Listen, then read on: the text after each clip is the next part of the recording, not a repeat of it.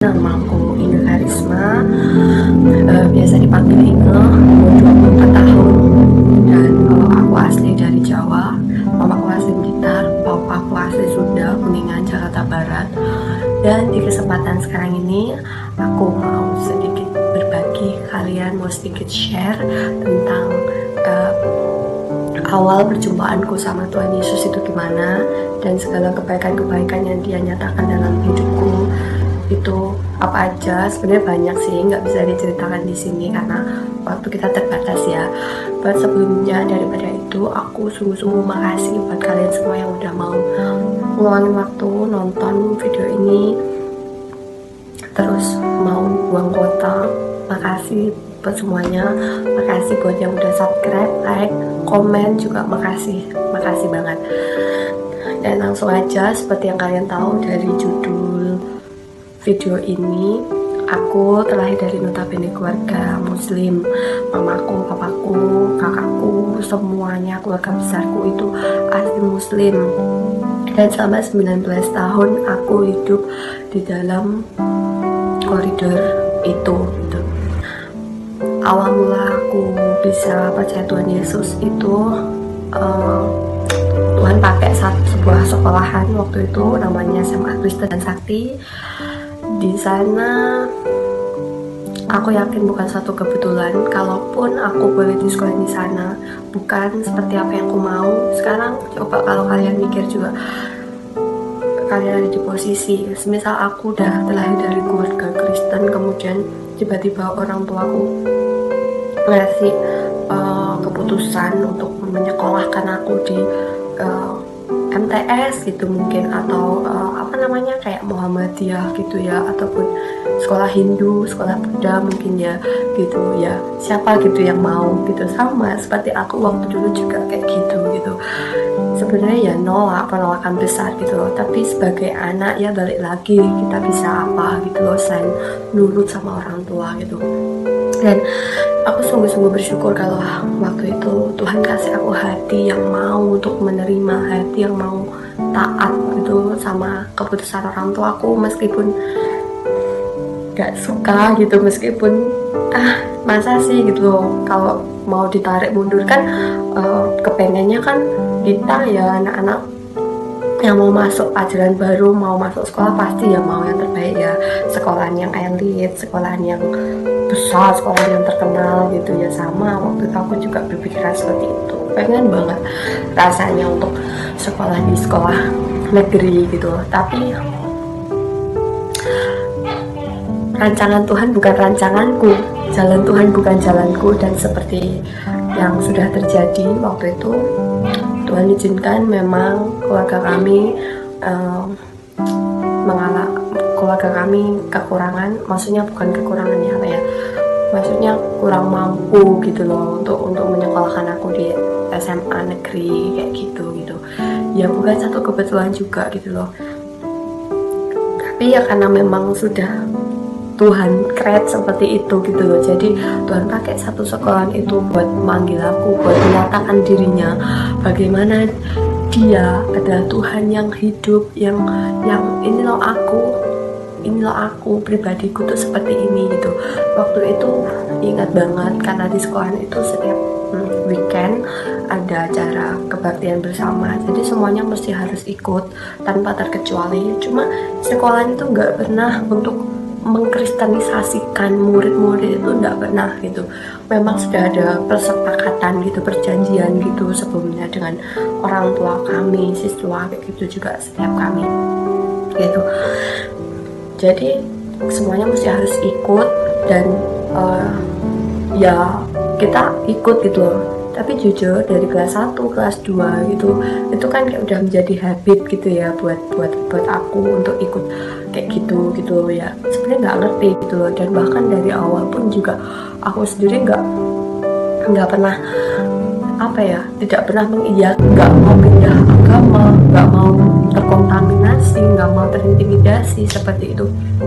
Nggak mau lah, pokoknya udah perang lah, pokoknya udah nazar, udah janji kayak gitu juga tuh. Tapi ya balik lagi seperti apa yang firman Tuhan katakan, bahwa jalanku bukan jalanmu dan rancanganku bukan rancanganmu gitu. Jadi waktu itu satu ketika kami masuk ke dalam aula untuk ibadah itu gitu, dan sebenarnya udah berulang kali aku ikut itu, tapi kan aku juga nggak pernah mendengarkan gitu kan, nggak pernah mendengarkan, nggak pernah mau tahu gitu cara ibadahnya orang Kristen itu gimana, kenapa mereka nangis apa gitu, nggak pernah terlintas di pikiranku. Tapi hari itu benar-benar satu kasih karunia yang aku dapatkan dari Tuhan ketika Dia menyatakan pribadinya. Aku nggak tahu lagu-lagu rohani sebelumnya, aku nggak ngerti, sama sekali nggak ngerti. Tapi hari itu ada satu pujian yang teman-teman bawakan semuanya di sana. Teman-teman bawain satu lagu yang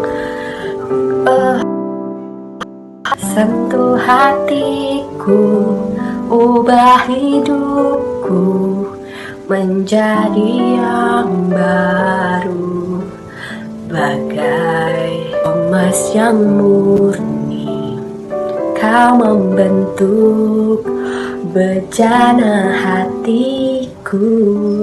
Nah, kalian semua pasti juga tahu, aku yakin pasti semuanya tahu lagu itu. Sesuai dengan judulnya, Bapa sentuh hatiku. Hari itu benar-benar Tuhan sentuh hatiku, benar-benar sentuh hati aku waktu itu. Tiba-tiba aku nggak tahu bagaimana cara kerjanya Tuhan, bagaimana cara kerjanya Roh Kudus. Waktu itu aku juga nggak tahu bahasa Roh Kudus, bahasa damai sejahtera, bahasa sukacita, benar-benar nggak tahu. Tapi maksudnya setelah hari itu aku jadi terpikat gitu. Ketika Dia nyatakan, aku juga nggak ngerti gimana caranya. Tiba-tiba aku berdiri, terus bisa lagunya, ikut nyanyi, dan air mataku keluar semua. Dan hari itu benar-benar apa yang aku rasain itu, aku merasa sangat berdosa gitu, menjadi orang yang sangat berdosa gitu, orang yang banyak salah gitu. Aku nggak tahu bisa merasakan seperti itu, dan aku nangis, aku bisa lagu itu dengan tiba-tiba aku nyanyi, kemudian dia makin jamah sampai kedalaman hatiku gitu, nggak bisa dikatakan, nggak bisa diungkapin, tapi benar-benar Dia nyatakan pribadinya. Dia tiba-tiba seperti mengkorek-korek, kayak apa ya, kayak mencabut segala yang kotor gitu loh, kayak nggak tahu, kayak ada yang sedang Tuhan bersihkan gitu di dalam hatiku. Kemudian Dia gantikan dengan rasa damai. Dia benar-benar rasanya damai, rasanya tuh enak gitu, maksudnya kayak hadirat itu loh yang aku maksud, hadirat Tuhan itu loh yang benar-benar buat aku so blessed, aman, nyaman, gak ngerti. Dan tiba-tiba aku percaya gitu aja gitu. Selesai ibadah aku masih nangis di dalam kelas gitu. Mungkin di sini ada teman-temanku yang jadi saksi juga di part of my life kayak gitu. Di sana ada Ira, ada Anis, ada Susan, ada ya semuanya banyak, nggak bisa sebutkan satu persatu. But aku thank you guys buat kalian semuanya, karena ya dari mereka juga aku boleh kenal gitu siapa Tuhan Yesus, siapa Bapa kita yang di surga itu gitu. Dan hari itu benar-benar merasa sangat plong, sangat damai. Dan aku di kelas tuh nanya temanku gini, ada satu temanku yang nanya gini, kamu kenapa Wah gitu, kamu kenapa kok nangis gitu. Aku cuma jawabnya, Tuhan mau nggak ya ngampuni dosa-dosaku, aku bilang gitu. Iya mau, Tuhan itu baik gitu, Tuhan Yesus itu sangat baik gitu. Dan sejak hari itu aku percaya bahwa Tuhan Yesus itu hidup, Tuhan Yesus itu adalah Tuhanku, Tuhan Yesus itu adalah juru selamatku gitu. Jadi setelah hari itu ya meskipun ndak lurus aja gitu,